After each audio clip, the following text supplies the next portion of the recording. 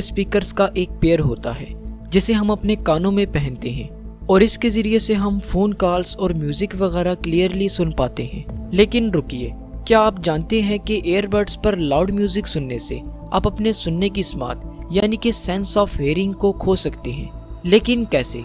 चलिए देख लेते हैं कि ये ईयरबड्स कैसे हमारे ईयर्स को डैमेज करते हैं। देखिए, हमारा कान 3 पार्ट से मिलकर बना होता है जो कि मिलकर काम करते हैं और साउंड वेव्स को प्रोसेस करते हैं। ये 3 parts outer ear, middle ear और इनर ईयर हैं। अब ये जो इनर ईयर है जिसे हम कॉक्लिया भी कहते हैं, ये एक फ्लूइड फील्ड स्ट्रक्चर है और इसमें टाइनी हेयर सेल्स भी प्रेजेंट होते हैं। ये हेयर सेल्स हमारे दिमाग को साउंड मैसेजेस को सेंड करने में हेल्प करते हैं। देखिए, साउंड वेव्स जब हमारे ईयर में इंटर होती हैं तो ये हमारे ईयर ड्रम्स में वाइब्रेशंस क्रिएट करती हैं। ये वाइब्रेशंस फिर हमारे मिडिल ईयर में प्रेजेंट टाइनी बोन से होते हुए हमारे कोक्लिया में ट्रांसमिट हो जाती हैं। जैसा कि मैंने आपको पहले बताया कि कोक्लिया एक फ्लूइड फील्ड चैम्बर है जिसमें टाइनी हेयर सेल्स भी प्रेजेंट होते हैं। ये वाइब्रेशंस इस फ्लूइड और इन छोटे छोटे हेयर सेल्स में से पास होती हैं।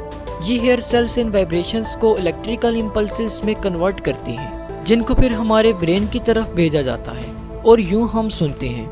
जब हम हाई वॉल्यूम में किसी साउंड को सुनते हैं तो साउंड वेव्स की फ्रीक्वेंसी बढ़ जाती है जिसकी वजह से कॉक्लिया में प्रेजेंट हेयर सेल्स तेजी से मूव करने लगते हैं।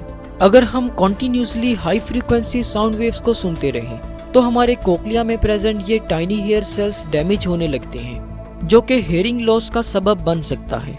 अब यहाँ आपको बताता चलूं कि हमारे कान 70 dBA तक की साउंड वेव्स को सेफली सुन पाते हैं। 60/60 मिनट रूल को अपना करके हम सेफली अपने कानों को किसी भी किस्म का डैमेज पहुंचाए बगैर ईयरबड्स का इस्तेमाल कर सकते हैं। इस रूल के अकॉर्डिंग जब भी आप ईयरबड्स इस्तेमाल करें तो कोशिश करें कि वॉल्यूम को 60% तक रखें और इसके अलावा ईयरबड्स को कंटिन्यूसली 60 मिनट से ज्यादा यूज ना करें। इसके अलावा ईयरबड्स एक और तरीके से भी हमारे ईयर्स को नुकसान पहुंचाते हैं। वो ऐसे कि जब हम ईयरबड्स को पहनते हैं तो एयर हमारे कान में इंटर नहीं हो पाती जिसकी वजह से हमारा ईयर कनाल नम रहता है जिससे कि बैक्टीरिया और फंगाई के लिए एक साजगार माहौल बन जाता है जो कि हमारे कान के इन्फेक्शन का सबब बन सकता है।